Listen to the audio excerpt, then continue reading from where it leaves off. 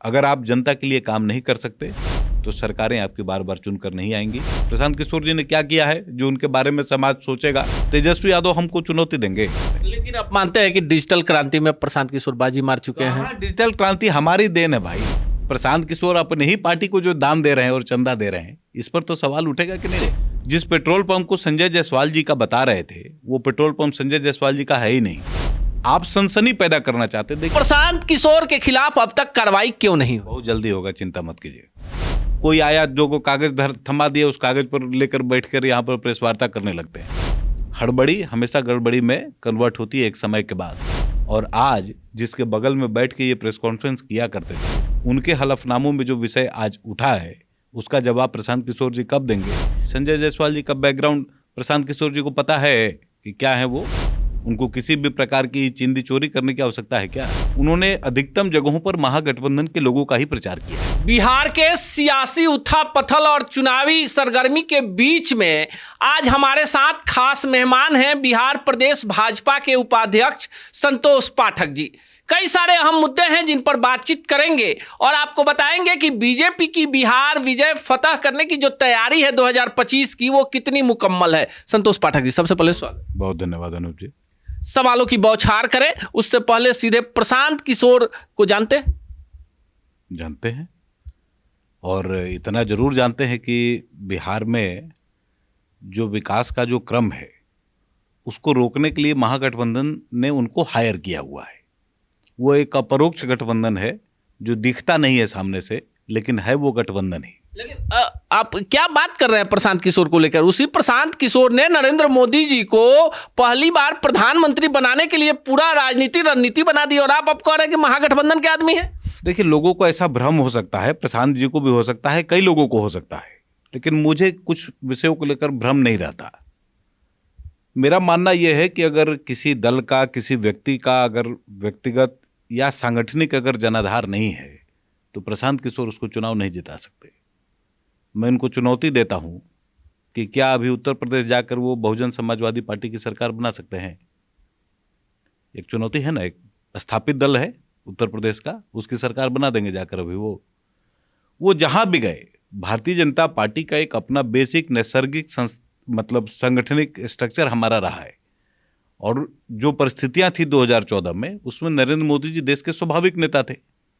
आपने कुछ नारे अवश्य लिखे होंगे, इतना मैं मान सकता हूं, लेकिन अगर ये कोई क्लेम करे कि मैंने नरेंद्र मोदी जी को जिता दिया, तो ये मानना उनकी भी भूल है और जो लोग इस क्रम को मानते होंगे उनकी भी भूल है। उसके बाद वो जहां भी गए, उन्होंने अधिकतम जगहों पर महागठबंधन के लोगों का ही प्रचार किया है, जिसमें कांग्रेस भी शामिल है, तृणमूल भी शामिल है, फिर आपको डीएमके भी शामिल है। ऐसे ही दलों का ना प्रचार किया है उन्होंने। किसी भारतीय जनता पार्टी या किसी दूसरे एलाइज की तो पार्टियों का समर्थन उन्होंने कभी किया नहीं, ना कभी प्रचार किया। कोई आया जो को कागज थमा दिया, उस कागज पर लेकर बैठकर यहाँ पर प्रेस वार्ता करने लगते हैं, जिसको कहते हैं कि वो लोग मेरी मदद कर रहे हैं। मेरा सवाल उनसे यह है कि लोग आपकी मदद कर क्यों रहे हैं, किन परिस्थितियों में कर रहे हैं? क्योंकि आपको जो पूरा पैसा आ रहा है, वो जो पूरा चार्ट हम लोगों ने अभी बिहार की जनता के सामने हम लोगों ने रखा है, उनको अकेले बंगाल से विगत 5 वर्षों में, जबकि चुनाव बंगाल में 2021 में ही समाप्त हो चुके हैं, उसके बावजूद उनको अभी तक 371 करोड़ रुपए वहां से प्राप्त हुए हैं आईपैक को, अकेले बंगाल से। 50 करोड़ रुपए से ज्यादा उनको कर्नाटक से और तेलंगाना से आए हैं। और ऐसी कंपनियों में आ रहे हैं जिसमें उनके राष्ट्रीय अध्यक्ष माननीय उदय सिंह जी, उनके पुत्र अभिनव सिंह जी, उदय सिंह जी के पुत्र अभिनव सिंह जी और प्रशांत किशोर जी की बहन शेफाली जी उसमें डायरेक्टर हैं। और जिस दिन से ये व्यवस्था बनी कि प्रशांत किशोर के पार्टी के वो राष्ट्रीय अध्यक्ष होंगे, उसके 2 महीने बाद से ये सारा पैसा आ रहा है। अब ये सवाल इनको जब इनसे पूछा जाता है तो कुछ बोलते हैं कि मैंने 30 करोड़ रुपया का जीएसटी भर दिया जी, इनकम टैक्स भर दिया जी। तो भरना ही है, लेकिन किन कारणों से भरा? और आपने जो प्रशांत किशोर अपने ही पार्टी को जो दान दे रहे हैं और चंदा दे रहे हैं, इस पर तो सवाल उठेगा कि नहीं उठेगा? संतोष पाठक जी, बिहार और केंद्र में सरकार आपकी ईडीआई, सीबीआई और तमाम प्रवर्तन निर्देशालय, तमाम जो वित्तीय अनियमितता की जांच करने वाली एजेंसियां जो हैं निष्पक्ष। हम ये नहीं कहता कि बीजेपी का जो विपक्ष कहता है कि तोता है, तो फिर प्रशांत किशोर के खिलाफ अब तक कार्रवाई क्यों नहीं? बहुत जल्दी होगा, चिंता मत कीजिए, बहुत जल्दी होगा, क्योंकि हर चीज का एक समय तय है। आप समय के पहले और समय के बाद अगर करेंगे तो आपको परिणाम नहीं मिलेंगे। तो इनका भी तय है, उस समय आने दीजिए, समय पर इनका इलाज हो जाएगा, चिंता करने की बात नहीं है। लेकिन आपको नहीं लगता है कि बिहार विधानसभा चुनाव से पहले आपके प्रदेश अध्यक्ष दिलीप जायसवाल पर आरोप लगता है कि मेडिकल कॉलेज इन्होंने हड़प लिया, उसी कॉलेज में किरानी हुआ करते थे।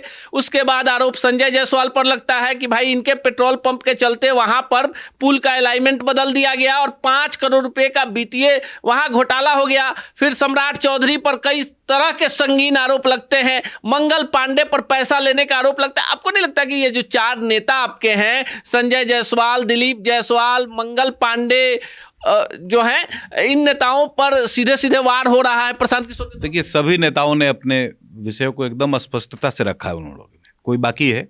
कल भी संजय जायसवाल जी ने प्रेस किया है, बेतिया में किया है, और आज भी पटना के सभी अखबारों में और वहाँ के भी अखबारों में छपा है। कल सभी पोर्टल्स पर भी उनकी खबर चल रही थी।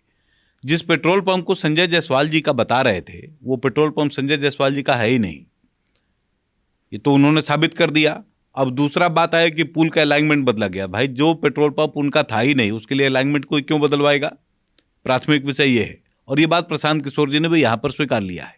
फिर वो लेकर आए कि पेट्रोल चोरी कर रहे थे संजय जायसवाल जी। संजय जायसवाल जी का बैकग्राउंड प्रशांत किशोर जी को पता है कि क्या है वो, उनका परिवार का स्टेटस क्या रहा है।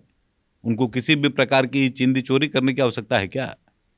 थोड़ा पहले वो होमवर्क कर ले। क्या है कि राजनीतिक नुक्ताचीनी को ये पकड़ते हैं। कोई आया, जो को कागज थमा दिया, उस कागज पर लेकर बैठकर यहाँ पर प्रेस वार्ता करने लगते हैं।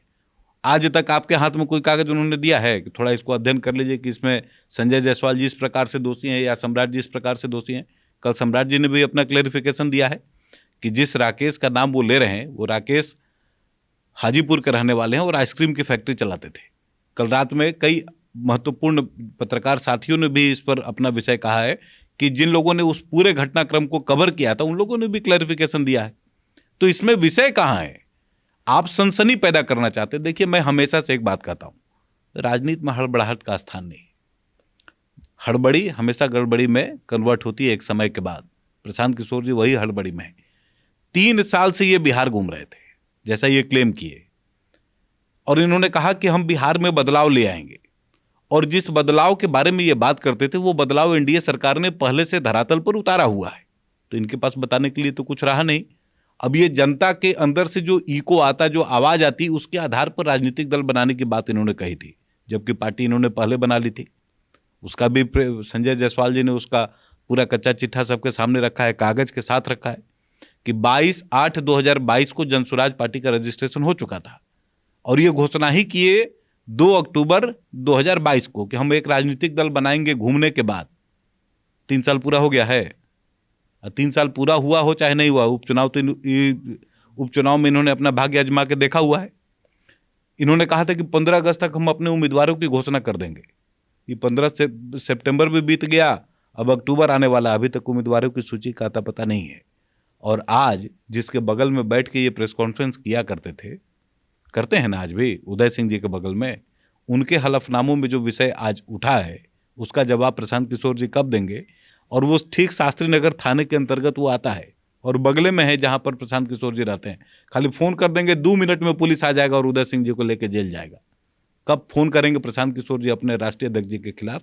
आज ये सवाल मैं प्रशांत किशोर जी से पूछना चाहता हूँ। आपको नहीं लगता है बीजेपी प्रशांत किशोर से डर गई? आपका मुकाबला महागठबंधन से है, और यहाँ प्रशांत किशोर ने तो पूरे बीजेपी को दूसरी तरफ ध्यान केंद्रित कर दिया। 1 महीने के बाद चुनाव है। हमारा तो मुकाबला ही नहीं है। कौन है हमारे मुकाबले में? हमारे मुकाबले न महागठबंधन और प्रशांत किशोर जी तो कोई दूर मक्के भी नहीं है। उनको उठाकर फेंकने की भी आवश्यकता नहीं है। सनसनी पर राजनीति चलती है क्या? समाज उस हिसाब से निर्णय लेगा क्या? समाज ठोस धरातल पर राजनीति करने वाले लोगों का संज्ञान लेता है, जो उनके लिए काम करता है, उनके लिए अपना जीवन दान देता है, उसके लिए निर्णय लेगा। प्रशांत किशोर जी ने क्या किया है जो उनके बारे में समाज सोचेगा? जीवन के, आज कहते हैं कि मैं 47 वर्ष का हूँ, 47 वर्ष में 45 वर्ष बिहार के बाहर रहे, और आज आप आके कह रहे हैं कि हमको चुनाव लड़ जाना, हमको मुख्यमंत्री। कई पेजेज चलते हैं फेसबुक पर, मैं देखता हूँ, पीके फॉर सीएम। कौन सी के सीएम भाई? आपने क्या किया है बिहार के लिए जो आपको कोई सीएम बना दे? ये 3 दिन 1 साल भर पैदल पैदल घूम लिए और करोड़ों अरबों का टेंट लगा कर रह लिए, तो लोग आपको सीएम बना लेगा? क्यों बना देगा? हमारे सभी नेताओं की सूचिता जमीन पर लोगों ने जाना है, पहचाना है, उसके बाद निर्णय लेते हैं। संजय जायसवाल आज चौथी बार के सांसद हैं, एक दो बार के नहीं है। और उनके पूरे परिवार की पृष्ठभूमि है, पूरे बेतिया में जाकर कोई भी किसी से भी पूछ कर पता लगा ले। चौथी बार के सांसद है, जनता के द्वारा ही चुनकर ना। यूपीए सरकार के भी 2 चुनाव, जब यूपीए सरकार बनी थी तो भी संजय जायसवाल सांसद होते थे। अब आप आइए सम्राट जी पर, 35 वर्षों का ठोस इतिहास है बिहार में। अकेले सम्राट चौधरी जी का, उनके पिताजी तक जाने की आवश्यकता नहीं है। 35 वर्षों का ठोस ये है। उन पर जो आरोप इन्होंने लगाए हैं कि फलाना केस हुआ, फलाना केस हुआ, जुवेनाइल कोर्ट में भी अगर कोई जाएगा, अगर कोई केस होगा और आप अगर दोषी पाए जाएंगे तो आपको सजा नहीं होगी, होगी कि नहीं होगी? जुवेनाइल केसेस के अंदर भी उसका ट्रायल अलग होता है, उसका जो ट्रायल होता है वो अलग होता है, वो व्यवहार न्यायालय में नहीं होता है, वो जुवेनाइल कोर्ट में होता है। लेकिन अगर आपने किसी की हत्या कर दी है तो आपको जेल नहीं जाना पड़ेगा, ऐसा थोड़ी है। टेंशन नहीं है प्रशांत किशोर को लेकर, बीजेपी कोई फैक्टर नहीं। अब आइए महागठबंधन पर, तेजस्वी यादव हमको चुनौती देंगे। लालू यादव हमारे लिए चुनौती नहीं थे तो ये तेजस्वी यादव कहां से चुनौती हो गए? लालू यादव जी कब से चुनाव हार रहे हैं एनडीए से, आपको ध्यान में है?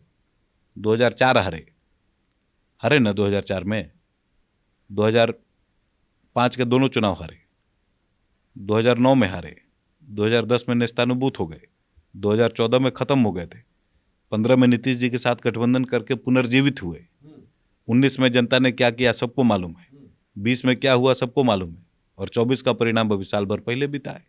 इसमें एक भी चुनाव आप बता दीजिए जिसमें महागठबंधन हमारे लिए चुनौती रहा हो।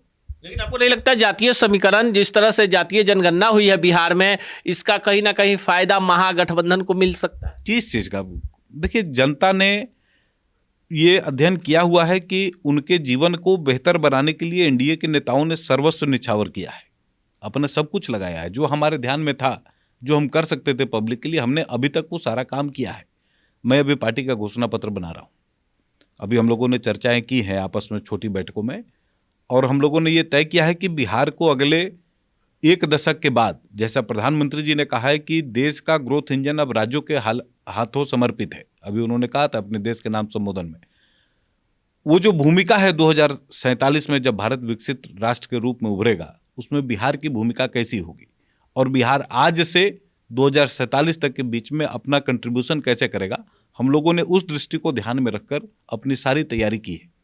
बिहार एक इंडस्ट्रियल हब के रूप में डेवलप हो रहा है। 15,000 एकड़ से ज़्यादा का लैंड बैंक अभी तक हम लोगों ने ये कर लिया है। यूपीए सरकार से बिहार ने कई बार मांग की थी कि हमको भी एसीजेड एकाध को दिया जाए, एक भी एसीजेड यूपीए सरकार ने नहीं दिया। मोदी जी ने अभी 2 एसीजेड बिहार को दिए। जो इंटर स्टेट, जो एक प्रकार से कह सकते हैं कि जो इंटर मिनिस्टेरियल भी होता है, और इंटर स्टेट जो इंडस्ट्रियल कॉरिडोर है, अभी गया में 1645 एकड़ लैंड, अभी उसके लिए अधिग्रहण शुरू हुआ है। बिजली की समस्या हमारे यहाँ समाप्त हो चुकी है। बाढ़ की समस्या पर अभी मोदी जी ने इसी फाइनेंशियल ईयर में जो अपना बजट पेश किया है उसमें बड़ी योजना उन्होंने घोषित की है। बाढ़ भी लगभग बिहार में नियंत्रण में है। अब इसके बाद जब आप जो मूल समस्या है उनके निराकरण जब आप कर लेते हैं, तब आप प्रॉस्पेरिटी की तरफ बढ़ते हैं, समृद्धि की तरफ बढ़ते हैं। बिहार आज जहां पर खड़ा है, हमने मूल समस्याओं का निराकरण बिहार में कर लिया है। अब बिहार समृद्धि की तरफ जाने वाला है, और बिहार का जन सामान्य इस विषय को समझता है। ऐसा नहीं है कि वो मूर्ख है। आप प्रेस कॉन्फ्रेंस करने बैठेंगे, तुम तड़ाक करेंगे, क्योंकि जिस भाषा में लोग बोलते हैं आजकल, हड़बड़ी में है तो गड़बड़ी करते हैं, तो उसी हड़बड़ी में जिस प्रकार की भाषाओं का उपयोग ये लोग कर रहे हैं, जनता भी उस बात को देखती है। समाज का अधिकाधिक हिस्सा आप पूछने जाइएगा, माइक लगाएगा तो कुछ बोलता है क्या बिहार में कि किसको देंगे वोट? और फेसबुक पर इनऑर्गेनिक कमेंट्स को देखकर लोगों को निर्णय लेने का, लोगों अगर समझता होगा लोग कि उसके आधार पर निर्णय होता है, तो उसके आधार पर निर्णय नहीं होता। मैं देखता हूं जब प्रशांत किशोर जी की बात आती है या उस प्रकार के हल्फा मचाने वाले नेता जब आते हैं, तो आप उनका स्पॉन्टेनियस रिएक्शन सोशल मीडिया पर पढ़िए। 5 मिनट में 500 कमेंट है, जिंदाबाद जिंदाबाद जिंदाबाद, एक ही प्रकार का कमेंट है, लिखा हुआ है पहले से। कुछ आया, जैसे आपका भी ये वीडियो अपलोड होगा तो आप देखिएगा उसी प्रकार का रिएक्शन आएगा, क्योंकि वो एक स्पॉन्टेनियस रिएक्शन पहले से टाइप फॉर्मेट में है, खाली उसको इनपुट करना है। वो ऑर्गेनिक रिएक्शन नहीं है, समाज के सामान्य लोग उसको नहीं लिख रहे। लेकिन आप मानते हैं कि डिजिटल क्रांति में प्रशांत किशोर बाजी मार चुके हैं? डिजिटल क्रांति हमारी देन है भाई। हमने देश को, ये मुझे याद है कि जब यूपीए की सरकार जब जा रही थी और मोदी जी जब आ रहे थे, या उनके आने के 1 साल के बाद भी, 300 रुपये में 1 GB डेटा मिलता था, आज 900 रुपये में 2 GB डेटा प्रतिदिन और 3 महीने आप बतिया सकते हैं नॉन स्टॉप। ये किसकी देन है? ये हमने दिया है देश को। डिजिटल क्रांति नरेंद्र मोदी जी के नेतृत्व में भारत ने अपनाया है, और ये सिर्फ सिर्फ कम्युनिकेशन के दृष्टिकोण से नहीं, आज पूरा भारत डिजिटल हो चुका है। जो हमारे यूपीआई का मॉडल है, पूरे दुनिया ने इसको सराहा है और पूरे दुनिया इसको स्वीकार रही है। तो हमने जो काम किए हैं देश में, वो देश उस परिवर्तनों को समझता है। अगर नहीं समझता होता तो लगातार 3 बार केंद्र में सरकार नहीं बनाता। आज 21 राज्यों में भारतीय जनता पार्टी और एनडीए की सरकारें चल रही हैं। अगर आप जनता के लिए काम नहीं कर सकते तो सरकारें आपकी बार बार चुनकर नहीं आएंगी। कांग्रेस भी इसका उदाहरण है, लालू जी भी उदाहरण है। और जहाँ तक बात है इन क्षणभंगुर नेताओं की, प्रशांत किशोर फलाना चिलाना, कोई ज़मीन पर कोई महत्व नहीं है। 15 दिन और बचा है, जितना करना है ड्रामा कर लें। 15 दिन के बाद इनको राजनीति की सच्चाई भी ध्यान में आ जाएगी, जमीन का स्थिति भी जानकारी में आ जाएगा। चलिए, हड़बड़ी में गड़बड़ी हो रही है। बिहार की राजनीति में कुछ लोग जबरदस्ती एंट्री करना चाहते हैं, और प्रशांत किशोर बीजेपी के लिए तो फैक्टर है ही नहीं, महागठबंधन को भी अपने मुकाबले में बीजेपी यानी एनडीए नहीं मानती। ऐसे में प्रशांत किशोर के द्वारा जो लगातार बीजेपी के बड़े नेताओं पर आरोप प्रत्यारोप लगाए जा रहे हैं, उसे संतोष पाठक प्रशांत किशोर के द्वारा महागठबंधन से मिलकर छवि धूमिल करने का एक कुत्सित प्रयास मान रहे हैं। बाकी इन तमाम प्रकरणों पर आप क्या सोचते हैं, कमेंट बॉक्स में जरूर बताइएगा।